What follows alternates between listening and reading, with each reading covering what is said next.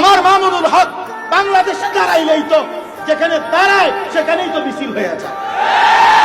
আল্লামা মামুনুল হক হাঁটলেই তো লাখো মানুষের পিছনে দাঁড়ায়। তাইলে এটা আবার বলতে হয় নাকি? মামুনুল হককে চেনো না? হ্যাঁ, শেখুল হাদিস আল্লামা আজিজুল হকের সন্তান চেনো না? ওলামায়ে কেরাম এখন তৃতীয় পক্ষ হয়ে গেছে। ওলামায়ে কেরাম এখন চিনে না। এই বাংলাদেশের 16 বছরের ফ্যাসিস্টে, এই জালেমের জুলুমবাজের জুলুম ওলামায়ে কেরাম সহ্য করে নাই। ওলামায়ে কেরাম জেল খাটে নাই। ওলামায়ে কেরামের তাজা খুন ঝরে নাই আপনার। তাইলে পাসিমের সেই রক্ত কি মুছে গেছে জমিন থেকে?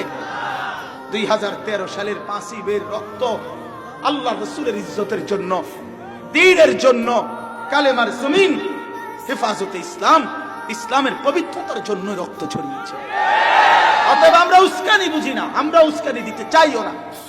কিন্তু উলামায়ে কেরাম থেকে বিচ্ছিন্ন হয়ে শীর্ষস্থানীয় বুজুর্গ, সংখ্যা গরিষ্ঠ উলামায়ে কেরাম থেকে বিচ্ছিন্ন কোন গোষ্ঠী দ্বীনের নামে কোন কাজ করতে পারবেন না,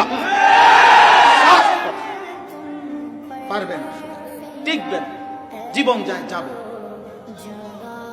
যাবেন, কোন অসুবিধা নেই, অসুবিধা। হ্যাঁ, সাফ। তার আকীদা বিচ্যুত আকীদা, সাদের আকীদা ভ্রান্ত আকীদা। তার আকীদার সাথে দ্বন্দ্বের কারণে আমাদের দ্বন্দ্ব, আর কিচ্ছু না। তুমি তোমার প্রতিটা আকীদা ঠিক করো। তুমি সাহাবায়ে কেরামের বিরুদ্ধে কথা বলো, তুমি আম্বিয়া নবীদের বিরুদ্ধে কথা বলো, তুমি উলামায়ে কেরামের বিরুদ্ধে কথা বলো, এরপরও ইমানদার কেমনে মেনে নিতে পারে? দাওয়াত ও তাবলীগ ভিন্ন একটা, মাদ্রাসা ভিন্ন, কওমি মাদ্রাসা আলাদা, উলামায়ে কেরাম আলাদা। এটা বুঝি কোনো কথা হইল? এটা বুঝি তো?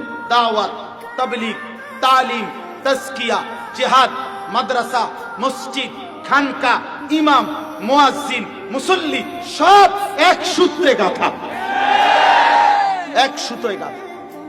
আলাদা করার সুযোগ নেই, আলাদা করার সুযোগ নেই।